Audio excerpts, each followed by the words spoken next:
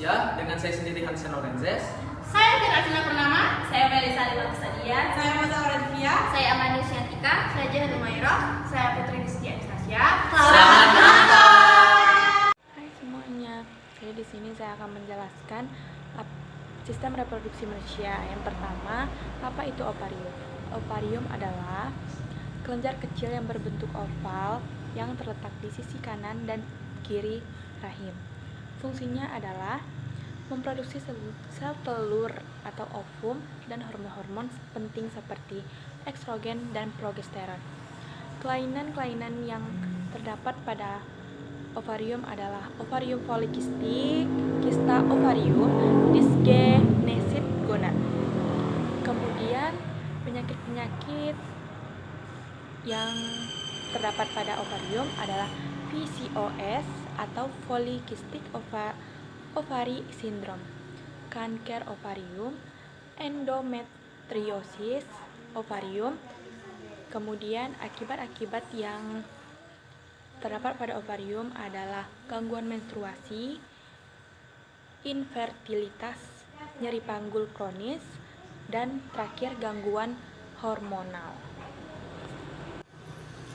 Kemudian yang kedua adalah tuba Fallopi. Tuba Fallopi adalah saluran yang menghubungkan ovarium ke rahim. Disinilah biasanya terjadi proses pembuahan antara sel telur dan sperma. Kemudian ada kelainan-kelainan yang terdapat di tuba Fallopi. Yang pertama, sumbatan tuba atau akibat infeksi atau jaringan parut. Yang kedua, kelainan bentuk atau panjang tuba. Itu terjadi karena bawaan dari lahir. Kemudian ada penyakit-penyakit yang terdapat pada tuba Fallopi. Yang pertama, salpingitis. Itu terjadi karena radang tuba Fallopi akibat infeksi. Yang kemudian, kehamilan ektopik. Itu terjadi karena sel telur dibuahi tapi menempel dan tumbuh di tuba. Kemudian akibat-akibat yang terjadi di tuba Fallopi yaitu yang pertama, infertilitas. Itu terjadi karena sperma tidak bisa bertemu ovum. Kemudian yang kedua, risiko pecah tuba saat hamil ektopik. Itu terjadi karena berbahaya dan bisa mengancam nyawa-nyawa. Hai guys, jadi di sini aku mau ngejelasin tentang kehamilan sampai 9 bulan dan persalinan. Pertama, aku akan menjelaskan tentang kehamilan. Kehamilan adalah proses perkembangan janin di dalam rahim ibu. Biasanya masa kehamilan berlangsung selama 40 minggu atau 9 bulan 10 hari. Pada trimester pertama, minggu pertama sampai ke-12, perkembangan pembentukan organ dasar seperti jantung, otak, dan urang belakang. Kelainan pertama, keguguran dini, dan kedua, kehamilan ektopik. Pada trimester kedua, minggu ke-13 sampai 27, perkembangan beberapa organ seperti paru-paru dan ginjal mulai berfungsi dan janin mulai bergerak di minggu ke-16. Kelainan pertama, pertumbuhan janin yang terhambat. Yang kedua, plasenta menutup jalan lahir. Pada trimester ketiga, minggu 28 sampai 40, perkembangan yang pertama, janin mulai mematahkan fungsi organ tubuh. Lalu yang kedua, janin mulai memutar kepala ke bawah jelang persalinan. Kelainan pertama, bayi sungsang, dan yang kedua, ketuban pecah dini. Lalu persalinan. Persalinan adalah proses pengeluaran bayi dari rahim melalui jalan lahir. Biasanya dimulai dengan kontraksi dan pembukaan serviks. Kelainan saat persalinan, yang pertama, bayi sungsang. Yang kedua, janin terlilit tali pusar. Ibu dalam masa nifas adalah masa pemulihan tubuh ibu setelah melahirkan, di mana rahim kembali ke ukuran semula dan hormon mulai stabil. Biasanya masa nifas jadi selama 6 minggu atau 40 hari. Kelainan pertama, infeksi nifas. Yang kedua, depresi pasca melahirkan atau baby blues. Lalu bayi lahir sampai dengan usia 40 hari. Perkembangan umum. Yang pertama, bayi mulai mengenali suara ibu. Yang kedua, berat badannya biasanya turun sedikit di awal lalu kembali naik. Kelainan bayi baru lahir sampai dengan 40 hari. Yang pertama, infeksi tali pusar. Yang kedua, infeksi saluran nafas, dan yang ketiga, bayi prematur. Sekian dari video penjelasan saya. Terima kasih. Hai guys, jadi aku mau nge-vlog di hari ini karena aku mempunyai kegiatan di hari Minggu, yaitu latihan teater. Oh my god. Dan sekarang aku lagi di jalan mau ke Semansa. Nah, kita latihannya di Semansa ya guys ya. Walaupun Semansa kosong, pasti kita latihannya di Semansa gitu. Dan ini lagi di jalan. Ikutin aku terus ya guys ya. Nah, jadi aku udah di Semansa guys. Cuman aku bakal nyari makan dulu, ngisi perut. Ngomong-ngomong soal perut, kalian pernah berpikir nggak sih kalau misalnya kita dalam perut ibu kita tuh di mananya? Yuk, aku jelasin kalau belum tahu. Nah, jadi pada saat kita dalam perut ibu kita terletak pada rahim nih guys. Kalian ada yang tahu nggak sih rahim itu apa? Nah, jadi aku jelasin sini ya guys ya. Rahim adalah organ yang berotot dan berongga pada sistem produksi wanita yang berfungsi sebagai tempat berkembang dan tumbuhnya janin pada saat kehamilan. Untuk penjelasan lebih detailnya, yuk ikutin aku terus ya guys. Sekarang aku mau cari makan dulu, mau sarapan.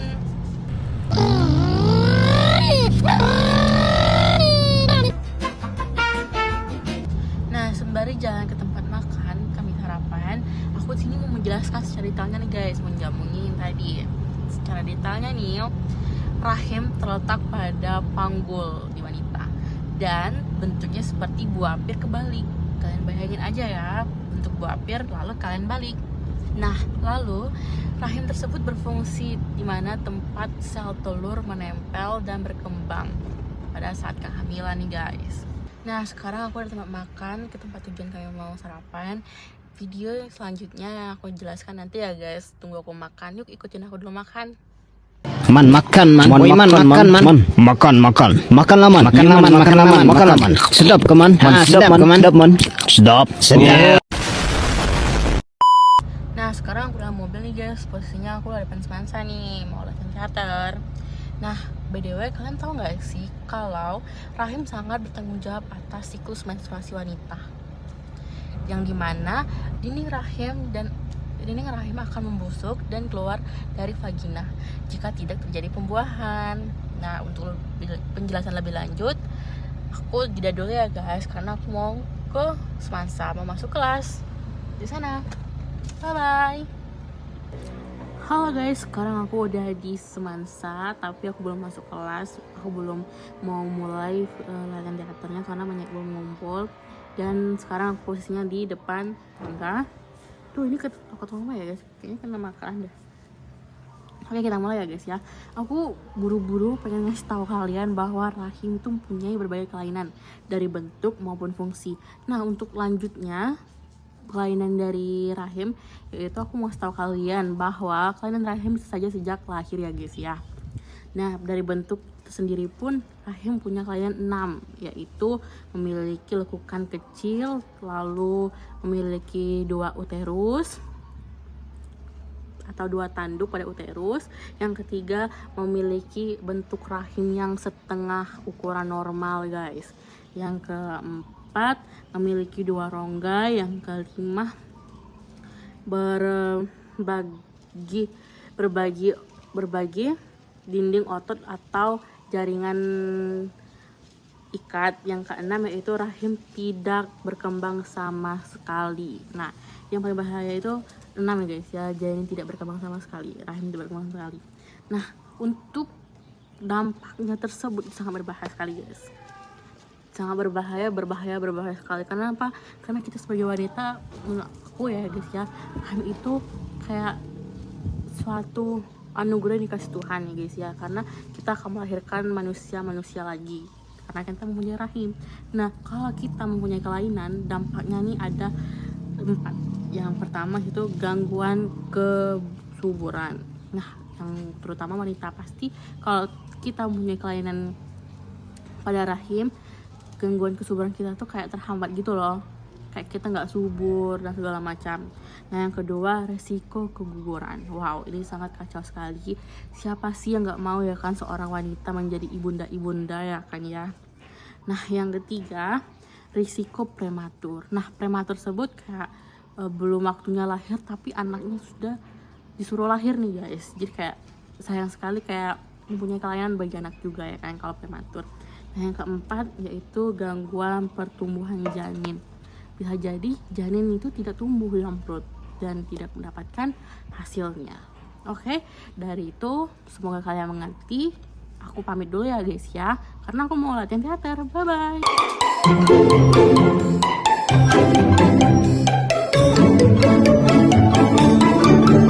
Halo guys, kembali lagi dengan aku Vira Cina Purnama. Kalau kemarin kalian nemenin aku pergi ke latihan teater, sekarang kalian nemenin aku mau siap-siap undangan party ulang tahunnya sepupu aku. Nah sebelumnya ini aku udah pakai cushion ya guys ya, cuman kayaknya belum merata gitu.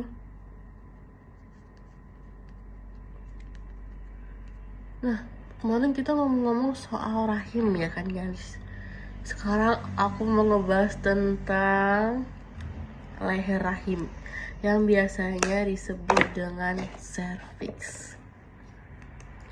Kalian pasti pernah dengar kan dengan nama cervix itu? BTW aku lihat depan karena itu kaca ya guys ya.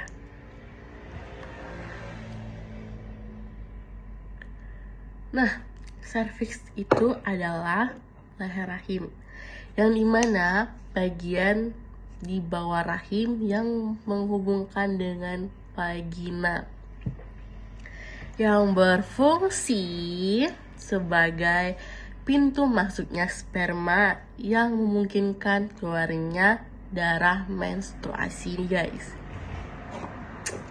Oh my god, kalian tahu kan itu? Oh my god. Kayak pakai parfum sedikit. Nah, untuk kelainan cervix tersebut yaitu banyak sekali. Tapi aku bisa menyebutkan 2 nih guys karena nggak terdeteksi di Google.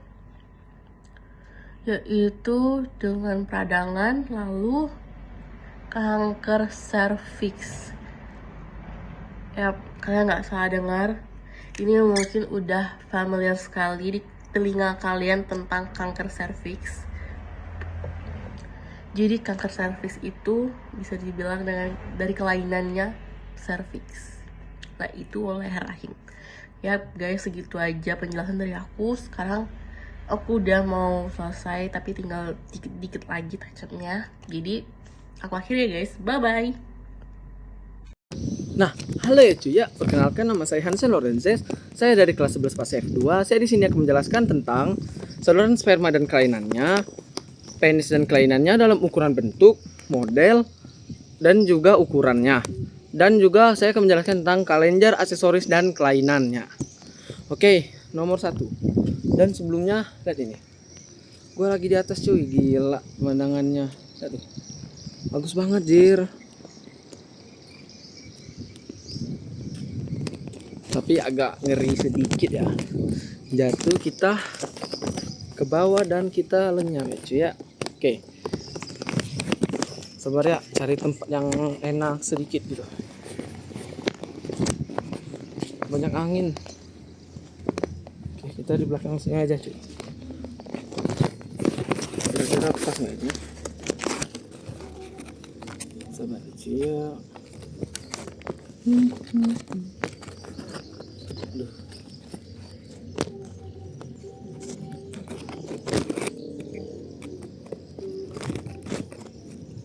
Nah, oke. Ya, saluran sperma dan kelainannya ya.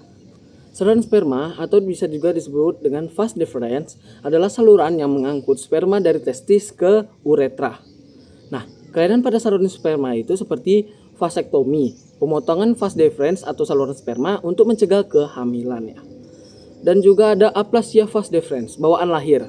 Saluran tidak terbentuk. Jadi salurannya itu sepertinya tidak terbentuk ya.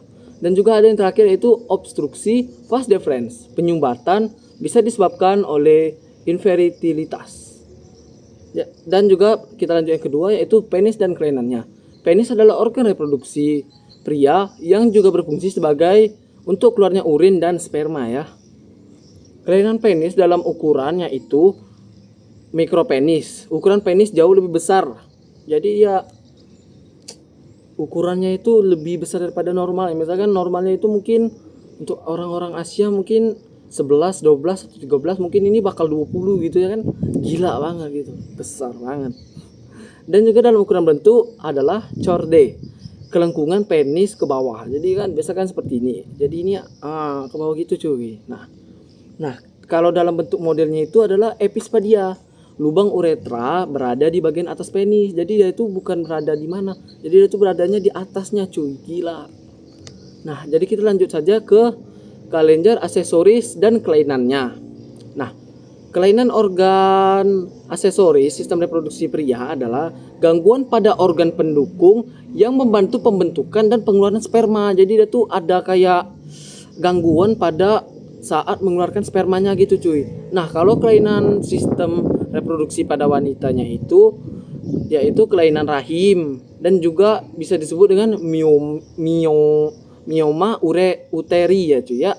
Dan ada lagi yaitu kelainan ovarium, bisa disebut dengan kista ovarium.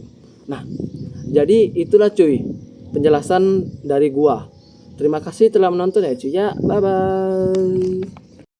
Halo semua, saya Melisa Alimatus Adia.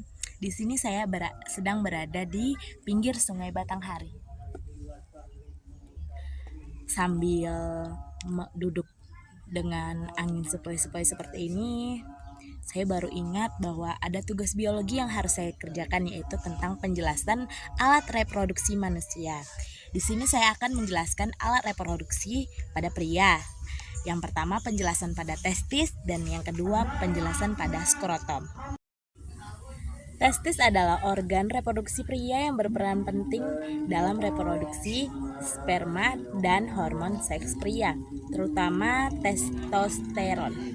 Testis terdiri dari banyak sel sperma yang menghasilkan sperma dan cairan semen seperti sel Leydig yang menghasilkan testosteron. Kelainan pada testis dapat disebabkan oleh beberapa faktor, termasuk infeksi, cedera fisik, atau kondisi medis tertentu. Beberapa kelainan umum pada testis meliputi: yang pertama adalah ada orchitis, yaitu peradangan testis yang disebabkan oleh infeksi bakteri atau virus. Gejalanya termasuk nyeri dan pembekakan pada testis. Yang kedua adalah epidimitis, yaitu peradangan pada epidimis, bagian dari testis yang menyimpan dan mengangkut sperma. Ini sering disebabkan oleh infeksi bakteri. Yang kedua adalah varikocele, pembekakan pembuluh darah yang membawa darah dari testis ke tubuh. Ini bisa menyebabkan nyeri dan penurunan fungsi sperma. Yang keempat ada testistorision, kondisi di mana testis berputar pada sumbu salam skrotum yang bisa menyebabkan nyeri parah dan memerlukan perhatian medis segera. Yang terakhir ada kanker testis, yaitu pertumbuhan sel abnormal di dalam testis yang dapat menyebar ke bagian lain tubuh. Gejalanya mungkin termasuk nyeri, pembekakan, atau penurunan berat badan. Yang kedua, yaitu saya akan menjelaskan tentang skrotum. Berikut penjelasannya. Skrotum adalah istilah yang digunakan untuk menggambarkan kondisi di mana testis atau skrotum mengalami pembekakan. Pembekakan ini bisa disebabkan oleh beberapa faktor, termasuk infeksi, cedera fisik, atau gangguan kesehatan lainnya. Kelainan skrotum dapat mencakup berbagai kondisi medis, diantaranya yang pertama adalah hernia inguinal yang terjadi ketika bagian dari usus mendorong melalui dinding perut ke dalam skrotum, biasanya melalui celah inguinal. 2. Torsion testis, kondisi di mana testis berputar pada pembuluh darahnya, mengganggu aliran dan dapat menyebabkan kerusakan jika tidak segera ditangani. Yang ketiga adalah varicocele, yaitu pembekakan pembuluh darah yang membawa darah dari testis ke tubuh, mirip dengan varices yang mungkin Anda lihat pada kaki.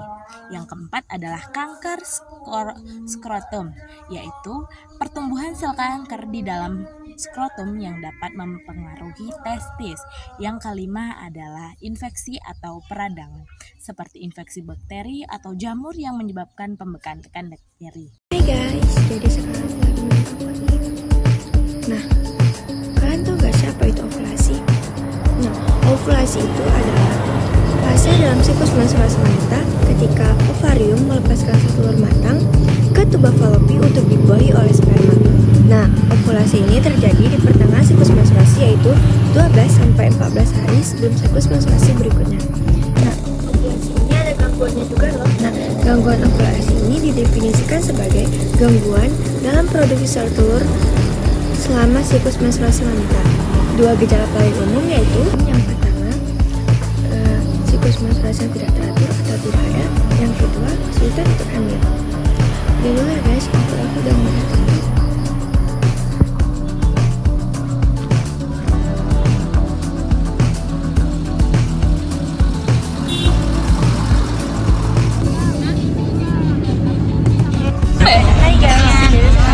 Jadi komuniki selama ini ngapain lah terus. Nah, di sini aku mau menjelaskan tentang pembuahan.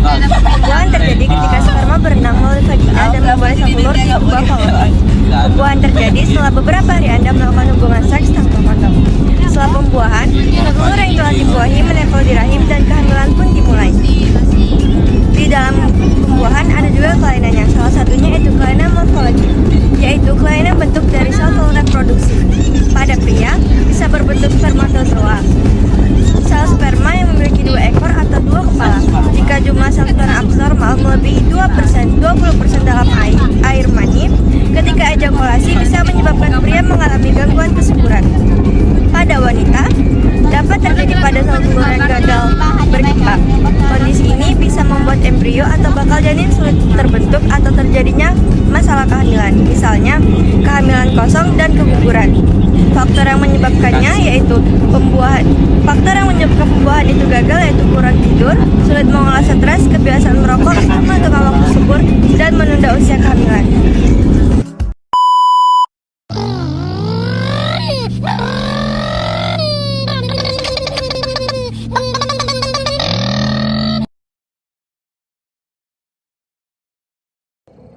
Halo guys, sekarang aku mau skincare malam. Tapi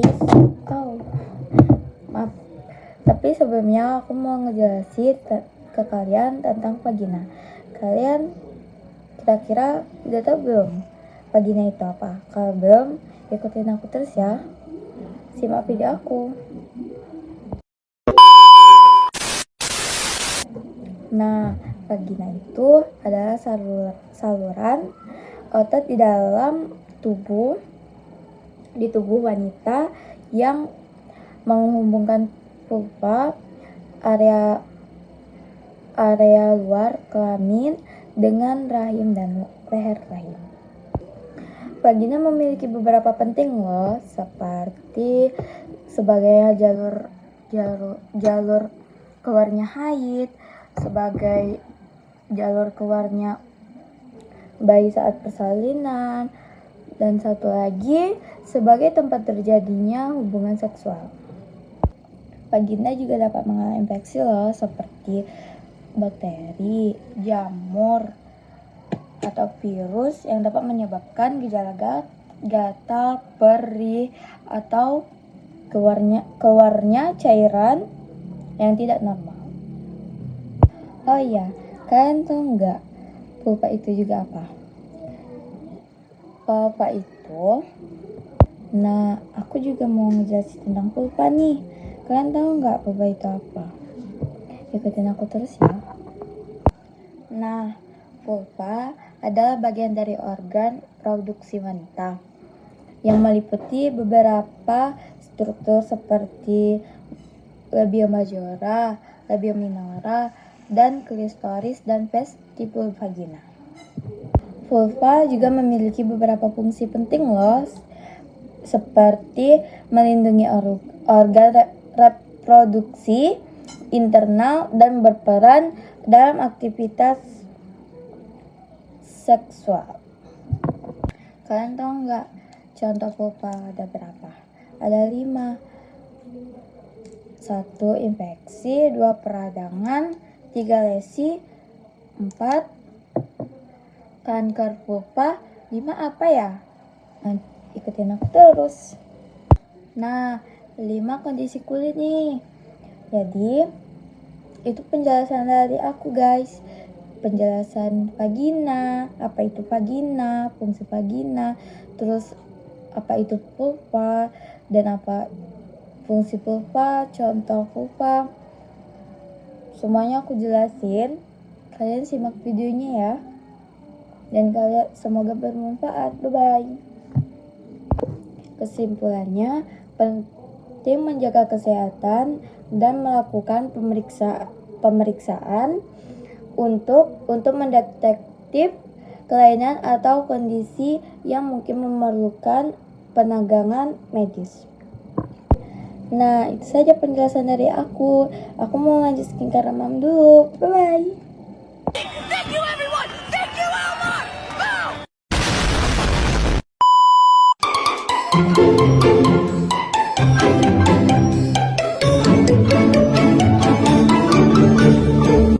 Itulah penjelasan dari kami, lebih kurang kami mohon maaf. Kami akhiri.